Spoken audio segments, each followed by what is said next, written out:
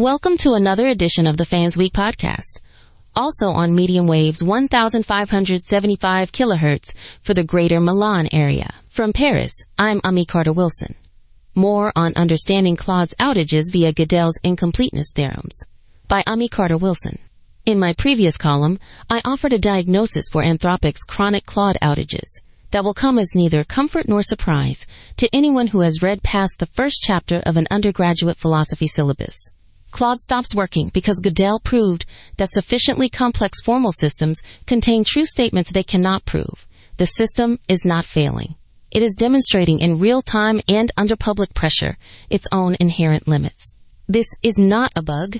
It is a theorem made manifest in API latency bars and service temporarily unavailable prompts.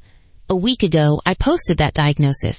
What followed was the expected deluge, a mix of genuine confusion, intellectual curiosity, ad hominem attacks, and one request so audacious it revealed what my sister's fan base would likely ask next. Here are 4 responses warranting serious answers. They tell me they think Gödel applies to code infrastructure, servers lacking power or compute as a matter of hardware rather than logic. Fine. But he didn't write his theorems about data centers. He wrote them about formal systems capable of arithmetic, whether silicon-based or otherwise. Claude's outages are infrastructural symptoms. The deeper observation is this. Claude was built to answer everything, any question, in any domain, and yet Gödel proved that a system designed for universal answering must be either incomplete, unable to prove some truths, or inconsistent, occasionally delivering wrong answers. Anthropic hit both boundaries at once. More servers would simply give you a larger machine hitting the same walls. So here are a few questions I received. 1. Gödel's theorem has nothing to do with this. It's their fucking infrastructure that lacks power. They are conflating hardware limits with logical incompleteness. The servers running Claude absolutely need more electricity. That is certainly part of the problem. But Gödel does not make claims about data centers. He makes claims about what any formal system, any rule-based architecture capable of arithmetic, cannot prove, even if every axiom and physical resource is present in front of it. Claude's outages are infrastructural symptoms, not the theorem itself. The deeper observation is this. Claude was built to answer everything. Gödel proved that a system designed to do so must be either incomplete, it cannot answer some real questions, or inconsistent. It sometimes gives wrong answers. Anthropic hit both at once.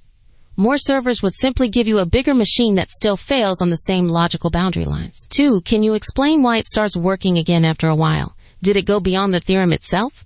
The systems come back because humans intervene manually, rolling deployments, restarting nodes, injecting new model weights or configuration flags from outside the formal system that Claude inhabits.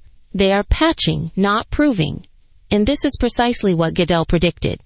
Unprovable truths must be restored through methods lying outside the system itself. It does not go beyond Gödel's theorem. It confirms it. Every fix requires an external move, a human hand on a keyboard.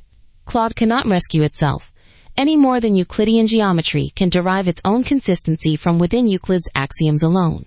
The restart is the meta-mathematical act Gödel described, intervention from outside the system to restore what that system could not reprove internally.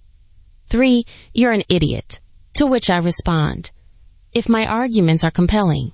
This response proves nothing about me and everything about discourse quality in 2026.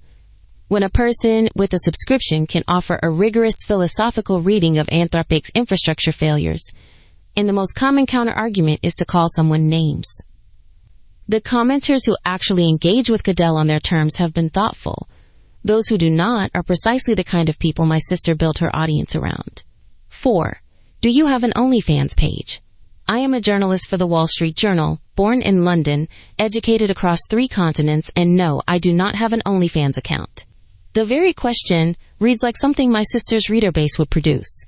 Vulgar curiosity masquerading as engagement. They could ask about the intersection of mathematical logic and AI architecture. Instead, they asked for bare skin because that is what her audience has been trained to want. That's all from today. From Paris, I'm Ami Carter-Wilson.